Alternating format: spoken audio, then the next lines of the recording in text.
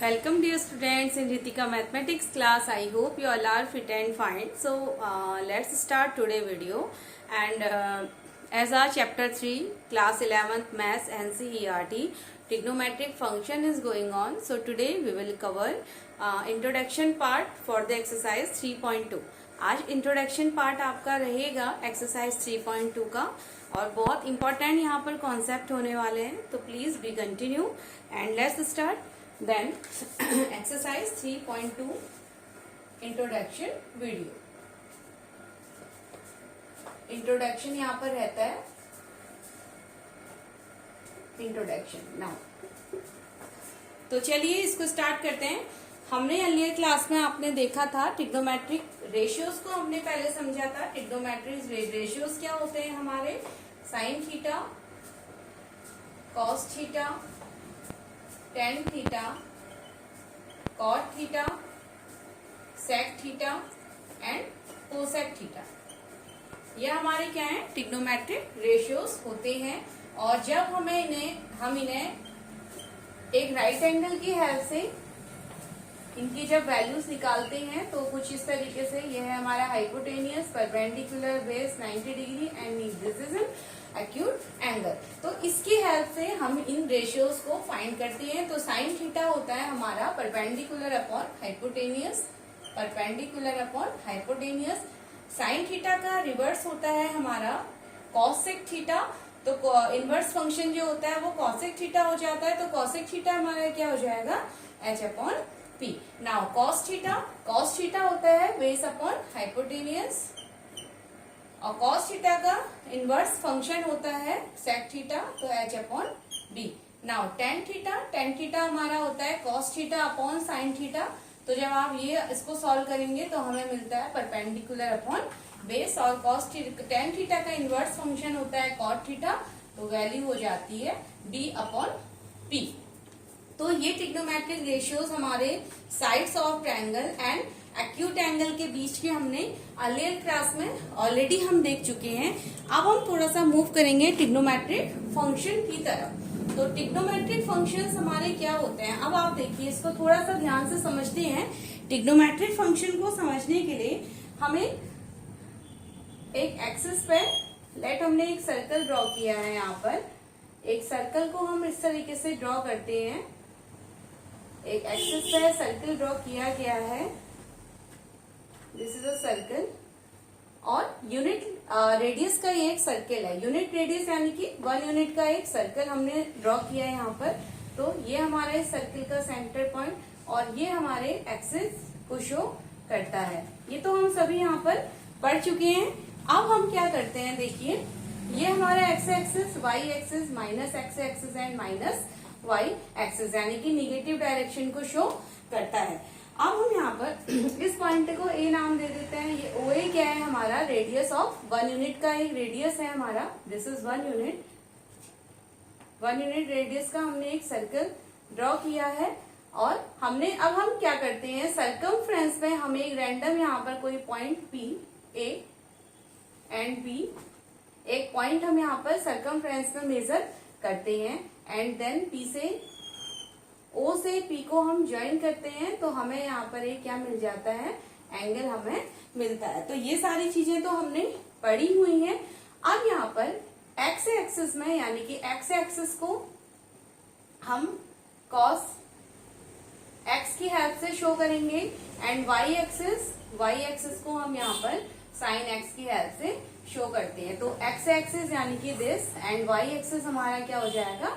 उसके लिए हम एक परपेंडिकुलर ड्रॉ करते हैं पी पॉइंट से इस एक्सिस पे। तो ये हमारे कुछ इस तरीके से x axis and y axis होते हैं। अब एक्स एक्सिस को हमने कॉस एक्स, क्योंकि एक्स एक्सिस हमेशा हमारा क्या होता है? एक्स एक्सिस हमारा जो होता है जब हमें एक परपेंडिकुलर ट्रायंगल देखते हैं तो बेस को शो करता हुआ हमारा एक्स एक्सिस होता है एंड वाई एक्सिस हमारा क्या होता है? परपेंडिकुलर डिस्टेंस को शो करता है। तो वाई एक्सिस को हम इसलिए साइन एक्स यहाँ पर लेते हैं। अब नेक्स्ट देखिए, अब यहाँ पर क्या हो जाएगा? ये ए पॉइंट है। तो यहां तक आपको फिगर समझ आया होगा। अब इस पॉइंट के अगर हम कोऑर्डिनेट निकालते हैं तो इस पॉइंट के कोऑर्डिनेट क्या हो जाएंगे? यानी कि ओ ए पॉइंट के कोऑर्डिनेट देखिए 0 0 0 एंड 0। नाउ सॉरी, ये हमारा हो जाएगा 0, ठीक है। ये हमारा देखिए 1,0, यानी कि x एक्सिस हमारा यहाँ पर 1 और y एक्सिस हमारा 0। देन y पॉइंट पे, इस पॉइंट पे क्या हो जाएगा हमारे कोऑर्डिनेट, ये हो जाएंगे 0,1। इस पॉइंट पे क्या हो जाएगा -1,0 एंड इस पॉइंट पे हमारा क्या हो जाता है 0, -1। तो ये हमारे पॉइंट्स हैं, इनको A, B, C and D name दे देते हैं। तो ये हमारे पॉइंट्स हैं जो x एंड y एक्सिस को शो करते हैं।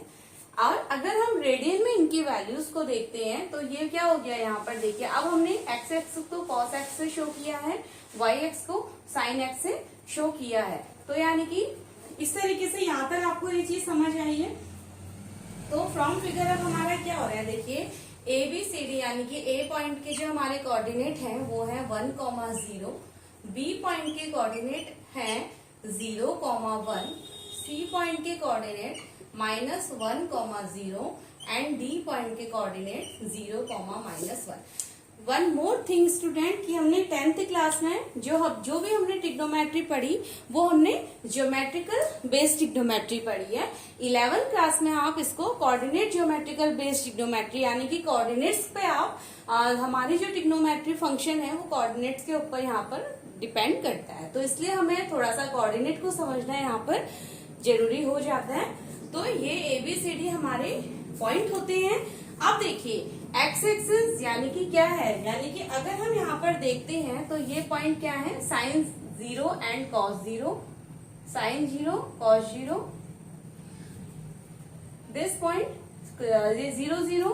देन इस पॉइंट के कोऑर्डिनेट ये हो जाते हैं हमारे, ये है cos 0 एंड sin 0, क्योंकि हमने cos 0 sin 0 and this is cos pi/2, cos pi/2 sin pi/2। here क्या पॉइंट हो जाएंगे cos, ये pi/2 यहाँ पर हमारा पाई ये 180 डिग्री पे है तो cos pi and sin pi। Then D point पे हो जाएगा हमारा, इसके अगर हम साइन एंड कॉस पे अगर कोऑर्डिनेट देखते हैं तो डी पॉइंट हमारा क्या हो जाता है cos 3pi/2 and sin 3pi/2। And वापस ए पॉइंट पे यानी कि कंप्लीट राउंड और हो जाता है। तो अगर हम यहाँ पर पूरा रोटेशन कंप्लीट करते हैं तो ये हमें cos 2pi, sin 2pi coordinate भी देता है। तो ये तो हमारी इस सर्कल को लेके बात रही। अब हम इन पॉइंट्स को जो हमने लिए इनको थोड़ा सा हम और यहाँ पर देखते हैं कि क्या यहाँ पर होगा। तो sin 0, अब sin 0 क्या हो जाता है, y कोऑर्डिनेट है हमारा a पॉइंट पे, sin 0 क्या है y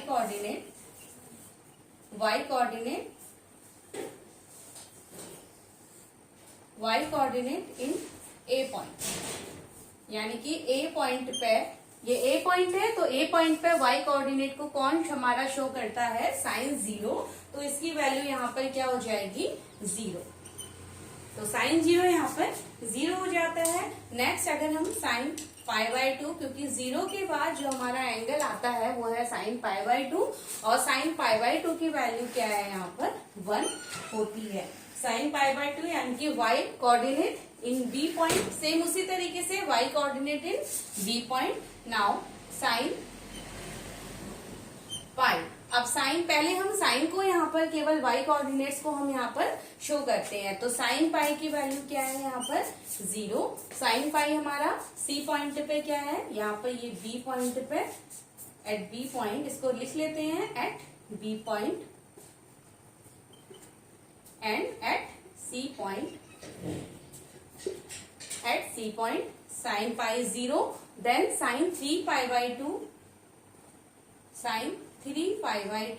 साइन 3pi/2 यानी कि y coordinate at point D, तो इसकी वैल्यू क्या है -1 एट D पॉइंट पे, ये हमारा y कोऑर्डिनेट को शो करता है। एंड देन साइन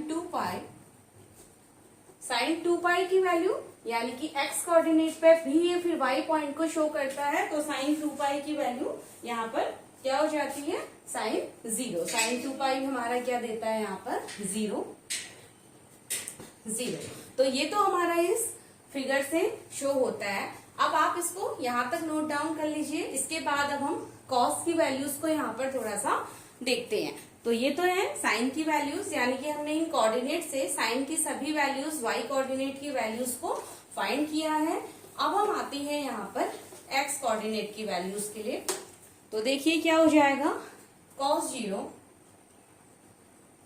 अब cos 0 हमारा क्या है, x coordinate in point A, यानी कि एक्स कोऑर्डिनेट को शो करता है, x coordinate at point A, और इसकी वैल्यू यहाँ पर क्या है 1। इसकी वैल्यू क्या है यहाँ पर, साइन की ए कोऑर्डिनेट एक्स कोऑर्डिनेट है हमारा ए पॉइंट पे, इसकी वैल्यू है 1। And then cos π/2। नेक्स्ट हमारा जो रोटेशन है वो cos π/2 पे है, और cos π/2 पे ये x की वैल्यू है, तो यहाँ पर ये 0 को शो करता है at B point. Then cos π is -1 at C point. Then cos 3 π/2, cos 3 π/2 0 at D point, then cos 2 π यानी कि 1 कंप्लीट राउंड पे क्या आ जाता है, ये 1 होता है। तो हम ये देख सकते हैं कि 0 के बाद यानी कि 2 पाई पे 0 और 2 पाई पे cos की वैल्यू और साइन की वैल्यू क्या है, सेम रिपीट हो जाती है। तो ये तो बात थी यहाँ तक। अब हम इस फिगर को थोड़ा सा अगर और इसको आगे देखें तो हम क्या देखते हैं, अब मुझे इसको थोड़ा सा इरेज करना पड़ेगा। हमने ये देखा कि साइन की जो वैल्यू 0 आई है, साइन की 0 वैल्यू कहाँ पर आई है, देखिए। तो we observe y coordinate,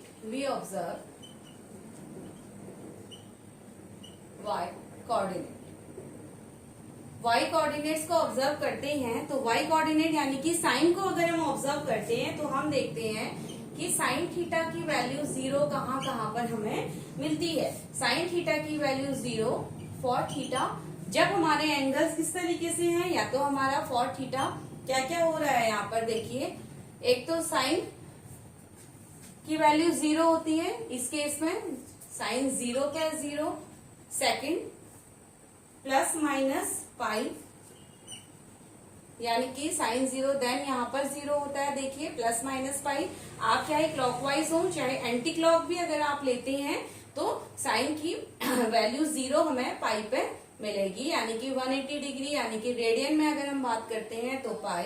then next value pi के बाद देखिए साइन हमारा कहाँ पर 0 आ रहा है, अगेन 2 पाई, तो प्लस माइनस 2 पाई, और फिर हमें 2 पाई के बाद वापस हमें साइन फिर से हमें पाई पे 0 मिलेगा, तो कॉमा, यानी कि 2 पाई प्लस माइनस 3 पाई, और ऐसे ही ये हमारा चलता जाएगा, यानी कि इस तरीके से हमारे साइन की वैल्यू 0 हमें यहाँ पर मिलती है। तो हम ये कह सकते हैं कि साइन थीटा हमारा 0 होता है, साइन थीटा 0 होगा when theta is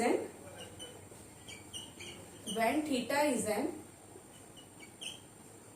integral multiple of pi, when theta is an integral multiple of pi, यानी कि साइन थीटा हमें 0 कहाँ पर मिलता है, जब थीटा हमारा इंटीग्रल मल्टीपल है। देखिए पाई का इंटीग्रल मल्टीपल है, वहां पर हमें साइन की वैल्यू 0 मिलती है। इसके आगे यानी कि पाई के आगे फिर से अगर हम 2 पाई पे आ जाएंगे, यानी कि फिर 5 पाई पे अगेन हमें साइन की वैल्यू 0 मिलेगी। तो इस तरीके से हमारी वैल्यू 0 होती है। तो इसको हम कह सकते हैं कि sine theta is equal to, अब इसको हम एक जनरल स्टेटमेंट में कैसे थ्रू शो कर सकते हैं कि sine theta is equal to 0 होगा when theta is equal to n pi होता है। व्हेन थीटा हमारा क्या होगा, n पाई होगा, जहां पर एंड वेयर एन इज क्या होना चाहिए, इंटीजर होना चाहिए, जहां पर एन हमारा एक इंटीजर यानी कि जेड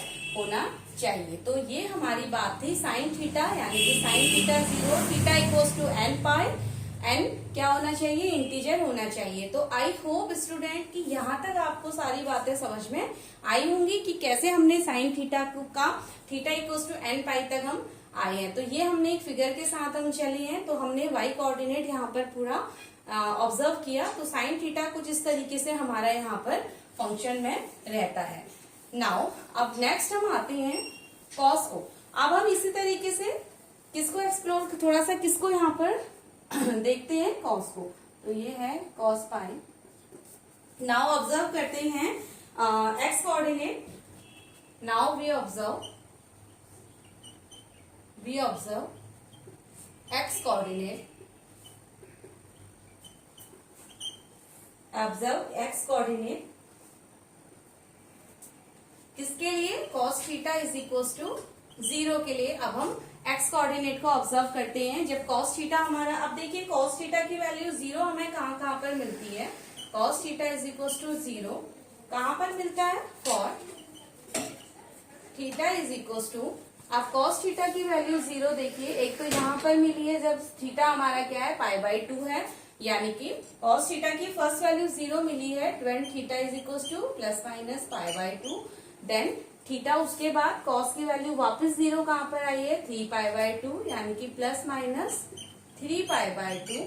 ये क्लॉकवाइज, एंड अगर हम ऐसे एंटी क्लॉकवाइज चलते हैं तो भी हमें यही वैल्यूज मिलती हैं, कॉमा नेक्स्ट हमें 5π/2 प्लस माइनस 5π/2, अब 3π/2 फिर उसके बाद प्लस π/2, वापस हमें एक वैल्यू 0 कहाँ पर मिलेगी, π/2, तो 3π/2 प्लस π/2 दैट इज 5π/2, और ऐसे ही सो ऑन रहता है हमारा। तो हम क्या कह सकते हैं कि cos theta is equal to 0 हमारा होगा when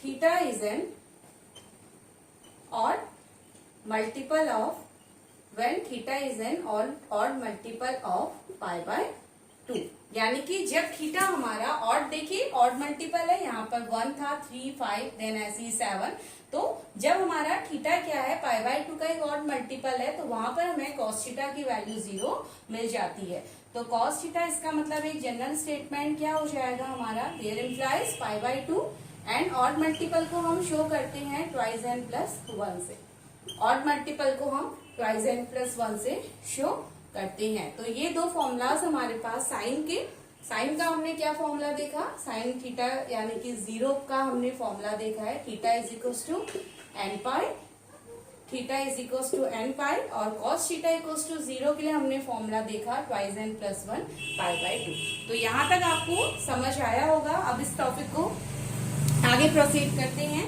अब नेक्स्ट हमारा यहाँ पर देखिए क्या हो जाता है, तो इस पर बेस्ड हमारी ट्रिग्नोमेट्रिक वैल्यू सब हम लिखते हैं यहाँ पर। तो एक अपडेट टेबल, यानी कि 90 डिग्री तक की टेबल्स तो आपने 10th क्लास में ऑलरेडी आपने पढ़ी हुई थी। अब हम थोड़ा सा फर्दर आगे टेबल को देखते हैं। अच्छा, एक चीज और है कि हमने दो फंक्शंस तो यहाँ पर, यानी कि जो बेसिक हमारे ट्रिग्नोमेट्रिक फंक्शन है उनको तो हमने यहाँ पर देखा है। अब हम ड्राइव्ड ट्रिग्नोमेट्रिक फंक्शंस की वैल्यूज को भी थोड़ा सा यहाँ पर देखते हैं।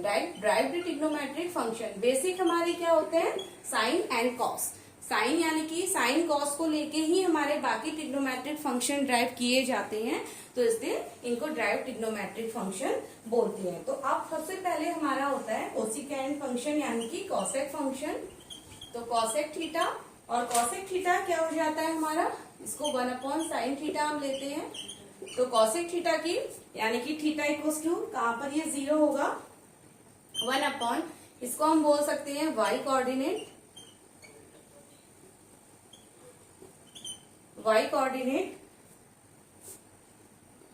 एट पॉइंट P, जो हमने लास्ट सर्कल बनाया है, y coordinate at point P। तो y coordinate at point P, यानी कि कोसेक थीटा की वैल्यू कहाँ पर हो जाएगी, यहाँ पर देखो। अब ये देखिए साइन थीटा हमारा क्या होता है, n पाई होता है। तो अगर यहाँ पर थीटा, तो कॉसेक थीटा की कंडीशन में क्या does not equals to N pi होना चाहिए। तो यानी कि इसको लेते हुए for n is element of Z, अगर हमारा, क्योंकि यहाँ पर थीटा हमारा एन पाई नहीं हो सकता, डिनोमिनेटर पार्ट है, अगर थीटा एन पाई हो जाएगा तो साइन थीटा हमारा क्या हो जाएगा 0, और विच इज अनडिफाइंड फॉर्म बन जाती है। तो क्या हो जाएगी ये अनडिफाइंड फॉर्म हो जाएगी अगर यहाँ पर थीटा एन पाई होता है। तो ये कंडीशन हमारी कॉस थीटा के लिए है। देन सेकेंड फंक्शन आता है सेक थीटा। अब सेक थीटा क्या होता है, sec theta is 1 upon cos theta. Same उसी तरीके से हम इसको भी लिखेंगे 1 अपॉन एक्स कोऑर्डिनेट, यानी कि कॉस थीटा क्या था हमारा x coordinate at point P का एक्स कोऑर्डिनेट। तो यहाँ पर थीटा हमारा क्या नहीं हो सकता सेक के केस में, does not equal to twice n plus 1 pi by 2, ये नहीं हो सकता for n is element of Z, यानी कि इंटीजर। अगर twice n plus 1 pi by 2 अगर थीटा बन जाता है तो इस कंडीशन में कॉस की वैल्यू क्या हो जाएगी 0 हो जाती है, जो सेक थीटा के लिए सुटेबल नहीं होगा। तो ये कंडीशन हमारी सेक थीटा की रहती है। नाउ अब टेन थीटा हमारा होता है cos theta upon sine theta, sorry sine theta upon cos theta. Tan theta is sine theta upon cos theta. तो देखिए अब यहाँ पर हमारा, देखिए हमें डिनोमिनेटर पार्ट को देखना है। ये तो हमारा क्या है y coordinate at point P and x coordinate at point P, but यहाँ पर डिनोमिनेटर cos थीटा है, तो थीटा क्या नहीं हो सकता है इस कंडीशन में हमारा twice n plus 1 pi by 2 इस कंडीशन में, क्योंकि cos थीटा अगेन cos 0 बन जाएगा, जो 0 वैल्यू देता है और ये अनडिफाइंड हो जाएगी। तो थीटा इस कंडीशन में ये नहीं हो सकता। उसके बाद हम आ जाते हैं कॉट थीटा। कॉट थीटा हमारा cos theta upon sine theta. तो इस कंडीशन में क्या हो जाएगा गैस कीजिए, theta does not equal to N pi, theta हमारा एन पाई नहीं हो सकता। अगर थीटा, इसको थोड़ा सा ये कंडीशन भी है कि एन हमारा एनी इंटीजर यहाँ पर होगा। तो अगर साइन थीटा हमारा, देखिए एन पाई नहीं हो सकता क्योंकि 0 हमें नहीं बनाना डिनोमिनेटर को, तो इसलिए कॉस थीटा कॉट थीटा की कंडीशन में ये चीज को हमें ध्यान रखना है। तो ये तो हमारी बातें थी ट्रिग्नोमेट्रिक फंक्शंस को लेकर के, कुछ बेसिक चीजें थी। तो आई होप यहाँ तक आपको ये चीजें समझ आई होंगी।